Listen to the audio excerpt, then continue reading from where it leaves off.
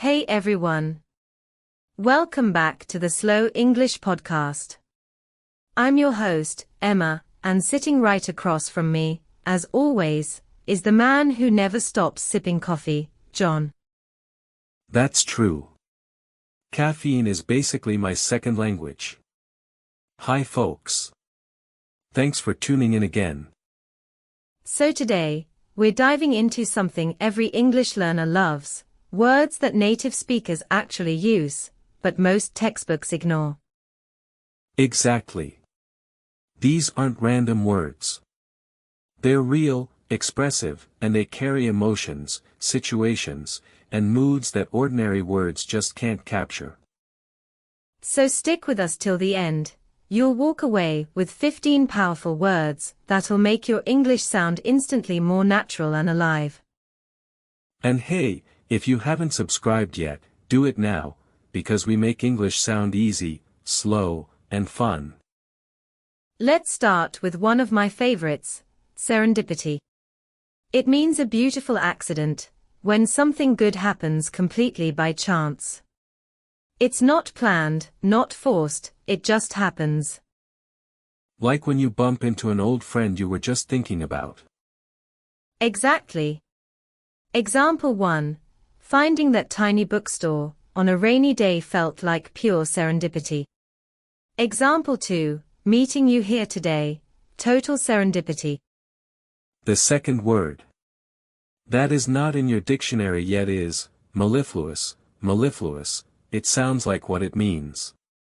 It describes something that's smooth, sweet, and pleasant to hear, like honey flowing through sound. Yes. Example 1. Her mellifluous voice could calm even the busiest mind. Example 2. The violin's mellifluous tone filled the hall. Now let's dive into the third word, and that is ephemeral. Ephemeral, this word means short-lived, something beautiful but temporary. It reminds you that not everything lasts, but that's what makes it special. Example 1. Cherry blossoms are ephemeral, they bloom for days, but stay in your heart forever. Example 2. Our childhood felt endless, yet it was ephemeral. The fourth one is quintessential, quintessential. I know it's a bit difficult to pronounce. I repeat once again, quintessential, this word means the purest, most perfect example of something. When you say someone is the quintessential teacher, you mean they represent exactly what a teacher should be. Example 1. Audrey Hepburn is the quintessential symbol of grace. Example 2. Tea and rain, the quintessential English afternoon. Make sure, listeners, you have your notebook with you. Now the fifth word is ineffable. Ineffable means something so beautiful, emotional, or powerful that words can't describe it. It's beyond language. Example 1. The sunset left us in ineffable silence. Example 2. The love a mother feels for her child is ineffable. Now the sixth word is petrichor. Petrichor, that earthy smell after rain, that's petrichor. The word feels poetic because it captures something we all love but can't quite name. Example 1. The petrichor after the storm reminded me of home. Example 2. She stood in the rain, breathing in that sweet petrichor. Great job, everyone.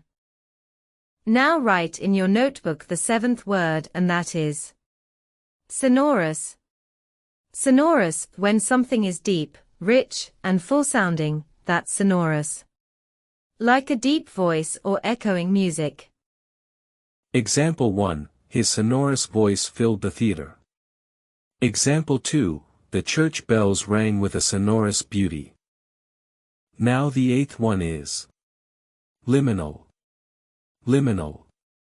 This one's powerful. Liminal means being at the threshold, between two states. Like between night and morning, childhood and adulthood. Example 1. That moment before dawn felt liminal, not night, not day. Example 2. Graduating felt like stepping into a liminal world. I'm really enjoying this podcast. Now our last but not the least word is resplendent. Resplendent means shining brilliantly, not just with light, but with glory or confidence. Example 1. She looked resplendent in her golden dress. Example 2. The mountains stood resplendent in the morning sun. Is this podcast helping you? Tell me in the comments. You can also tell us or guide us to improve. You see, words are more than language, they are feelings. When you understand them deeply, your speech becomes alive. And that's the secret to sounding like a native, not just knowing the word, but feeling it. Which of these words touched your heart the most? Let us know in the comments, we'd love to hear from you. And if you want we make more videos on this topic, just share your thoughts in comments will do. Thanks for listening to the Slow English Podcast. Until next time, keep learning, keep feeling, and keep speaking with here. Bye for now.